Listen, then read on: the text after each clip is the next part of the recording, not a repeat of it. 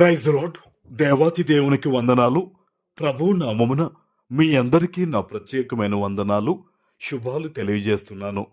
ఈ దినము కొరకు ఏర్పాటు చేయబడిన దేవుని వాగ్దానము 136వ కీర్తన 23వ వచనము. మనము దీన దశలో ఉన్నప్పుడు ఆయన మనలను జ్ఞాపకము చేసుకొనెను, ఆయన కృప నిరంతరముండును. దేవుని నామానికి మహిమ కలుగునుగాక. ఈ ఉదయకాల సమయంలో సర్వ సృష్టికర్త అయిన నీ తండ్రి నిన్ను ఆశీర్వదించి గొప్ప వాగ్దానాన్ని నీకు అందిస్తూ ఉన్నారు. హల్లెలూయా.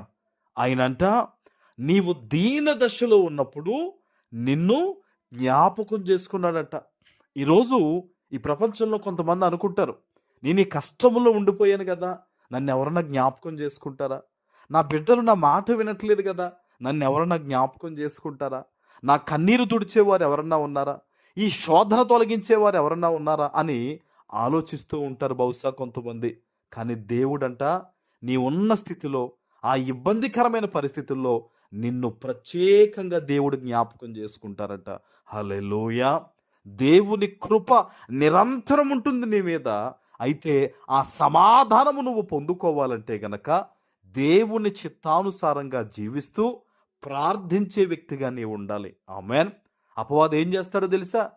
ఈ చిన్న పొరపాటే కదా, ఇలా జీవించే పర్లేదు, అలా మాట్లాడే పర్లేదు అని అనేక రకాలుగా నిన్ను శోధనలోకి వాడు తొయ్యాలని చూస్తూ ఉంటాడు. కానీ దేవుని బిడ్డ జ్ఞాపకం తెచ్చుకో, ఆయన నిరంతరము నిన్ను జ్ఞాపకం చేసుకుంటూ ఉన్నప్పుడు నీవు కూడా ఆయనను ప్రేమించి ఆయన మీద విశ్వాసము కనపరిచి ఆయన కొరకు జీవించే వ్యక్తిగా ఉండాలి. ఈరోజు దేవుని వాగ్దానం ఏంటో తెలుసా? ఆయన నిన్ను జ్ఞాపకం చేసుకుంటున్నాడు అంటే నీ కష్టాలు నీకు దూరం అవుతున్నాయని. ఆమేన్. ఇబ్బందులు నీకు దూరం అవుతున్నాయని. ఆమేన్. నీ ప్రార్థనకు జవాబు వస్తుంది అనేది ఈరోజు ఈ వాగ్దానం యొక్క అర్థం. ఎక్కడి నుంచి ఈరోజు ఈ వాగ్దానాన్ని నువ్వు వింటూ ఉన్నావో ఈ వాగ్దానం ఎత్తిపెట్టి ప్రార్థన చేయి. తండ్రి, ఈ నూతన సంవత్సరము ఇదిగో ప్రభువా, ఈ 5వ దినాన్న నువ్వు నాకు వాగ్దానం ఇచ్చావు కదా, నేను నమ్ముతున్నాను ప్రభువా, నువ్వు నన్ను జ్ఞాపకం చేసుకున్నావు తండ్రి, నువ్వు నాతోనే మాట్లాడావు ప్రభువా, ఈ వాగ్దానం నా పట్ల నెరవేర్చవా? నీవు తప్ప నా ప్రార్థనకు జవాబిచ్చేవారు ఎవరున్నారు నాయన? నువ్వు తప్ప నన్ను బలపరిచేవారు ఎవరున్నారు ప్రభువా అని ఈ ఉదయకాల సమయంలో నువ్వు ప్రార్థన చేస్తే గనక నిన్ను చూచిన దేవుడు, నీ మీద దృష్టి పెట్టిన నీ తండ్రి ఈరోజు ఖచ్చితంగా నిన్ను ఆశీర్వదించి ఆయన నామమునకు మహిమ తెచ్చుకుంటారు. హల్లెలూయా. అందుకనే లేఖనంలో రాయబడింది, ఆయన కృప నిరంతరం ఉండును. ఎక్కడుంటుంది ఆయన కృప? నీతోనే ఉంటుంది. ఎక్కడుంటుంది కృప? ఎలా ఉంటుంది కృప అంటే నీ కళ్ళల్లో ఆనంద బాష్పాలు వస్తాయి చూడు, దేవుని కృప. నీ జీవితంలో సమాధానం వస్తుంది చూడు, దేవుని కృప. నువ్వు అనుకున్నది మేలుకరంగా జరుగుతుంది చూడు, అది దేవుని కృపే.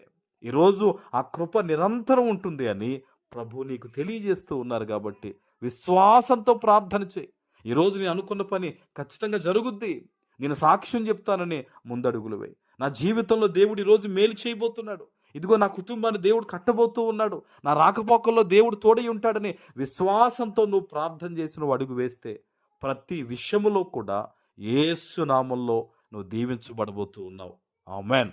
ప్రార్థన చేసుకుందాం. పరిశుద్ధుడా, ప్రేమ కలిగిన తండ్రి, మీకు వందనాలు.